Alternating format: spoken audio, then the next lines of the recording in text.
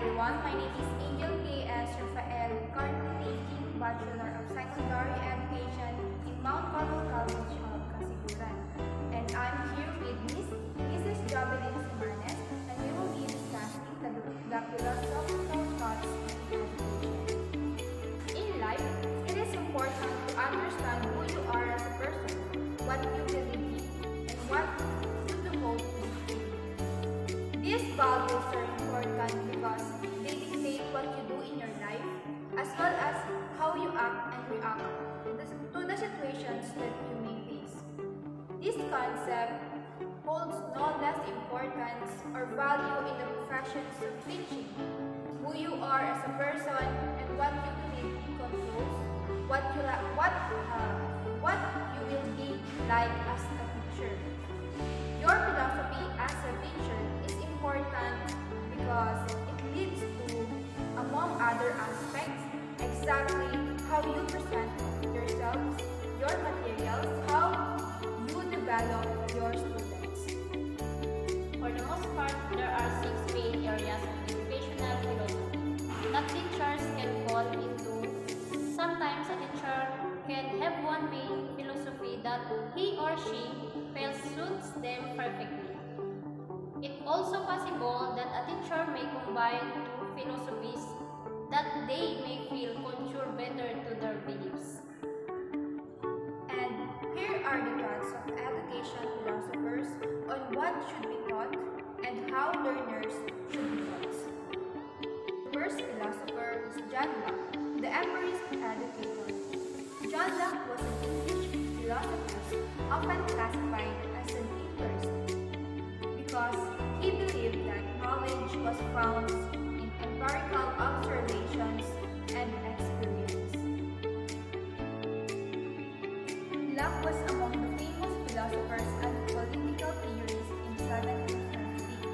He is often regarded as the founder of school of thoughts known as British empirism, and he made foundational contributions to modern theories of limited liberal government.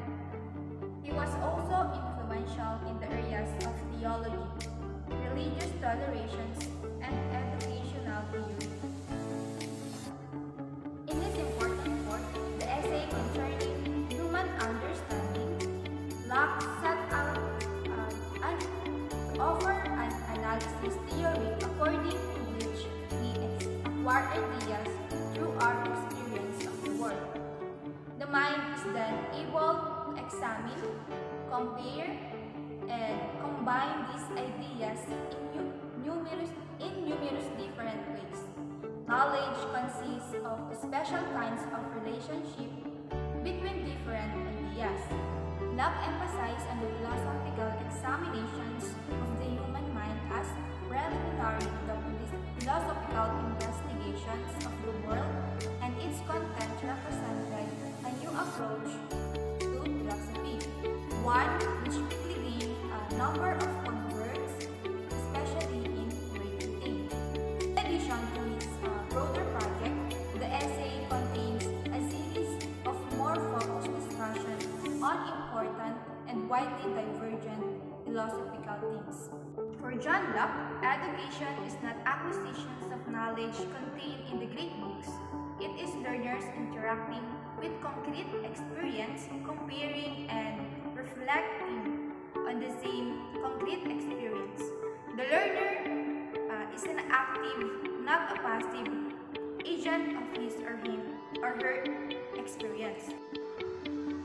And the second philosopher is Herbert Spencer, the utilitarian education. Spencer was born in Derby, England on April 27, 1820. The eldest of 9 children, but the only one who survived infancy. He was the product of undisciplined, largely informal education. His father, George, was a school teacher, but an unconventional man. And Spencer's family were Methodist dissenters with Quaker sympathies.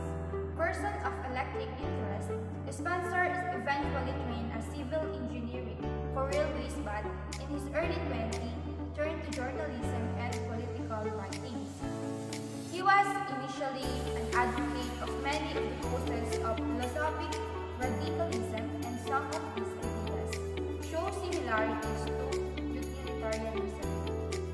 In 1851, Spencer's first book, Social Statistics or the Conditions Essential to Human Happiness, appeared. In his work, Spencer presents an account of the development of human freedom and defense of individual liberties. Upon the death of his uncle Thomas in 1853, Spencer received a small inheritance which allowed him to devote himself to writing without depending on regular employment. In 1855, Spencer published his second book, The Principles of Psychology. As in Social Statistics, Spencer saw Bentham and Mill as major targets. So, in the presence of court, he focused on criticisms of the latter's associationism. Within his lifetime, some 1 million copies of his book had been sold. His work had been translated into French, German, Spanish, Italian, and Russian, and his ideas were popular in a number of other countries, such as Poland. To survive in a complex society, Spencer favored a specialized education over the general education. We are in need of social engineers who can combine harmoniously the findings of specialized knowledge. This is particularly true and in the field of medicine. And the third philosopher is John Dewey. Learning through experience. He was born in 1859 in Burlington, Vermont, and he died in New York City in 1950. During his life,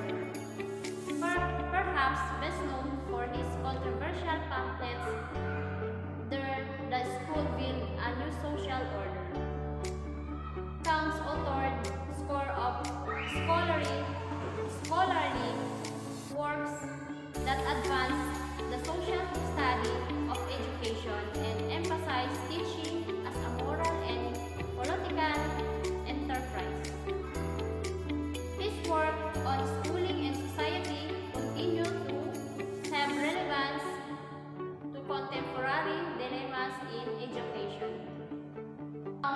Was accordingly critical of a child-centered progressives for their failure to articulate any conception of a good society. It cheated their preoccupation with individuals' growth at the expense of democratic solidarity and social justice. In his speech to the Progressive Education Association, their Progressive Education be Progressive, which later became the pamphlet the school build a new social order. He argued that progressive education had elaborated no theory of social welfare, and that it must emancipate itself from the influence of class. Counts importance to in fact on American education remain a matter of debate. His contribution to the evolving discourse on democracy and education are evident in a great deal of his writing, specifically in his conviction that schools could be the lever of radical social change, highly critical of economic and social norms of selfishness, individualism, and inattention of human suffering. For him, education is not based on eternal truths, but is related to a particular society, time, and place.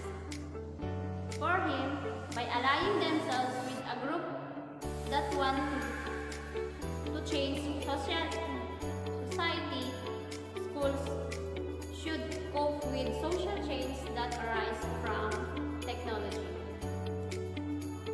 For him, schools become instrument for social improvement rather than an agency for preserving the status quo. For him, teachers should lead society rather than follow it. Teachers are agents of change. For him, teachers are called on to make important choices in the controversial dreams of economics, politics, and morality, because if they fail to do so, another would make a decision for them. For him, schools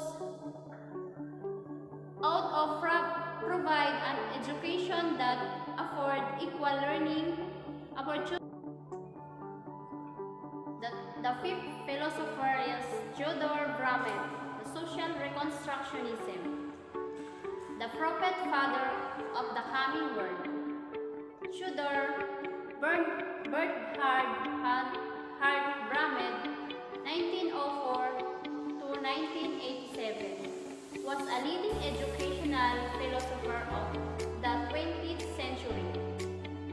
As an American educator and educational philosopher, Bramett was best known as the founder of social reconstructionism. In reaction to the realities of World War II, he recognized the potential for either human annihilation through technology and human cruelty, or the capacity to create a beneficent society using technology and human compassion. Bramett advocated that schools be a driving force for social and political change.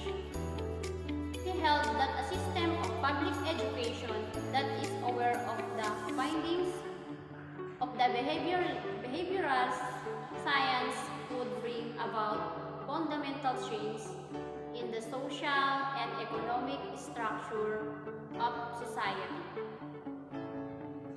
Bramett founded educational philosophy of social reconstructionism, which emphasizes the addressing of social questions and a quest to create a better society and worldwide democracy. Reconstructionist educator famous on a curriculum that emphasizes social reform as the aim of education.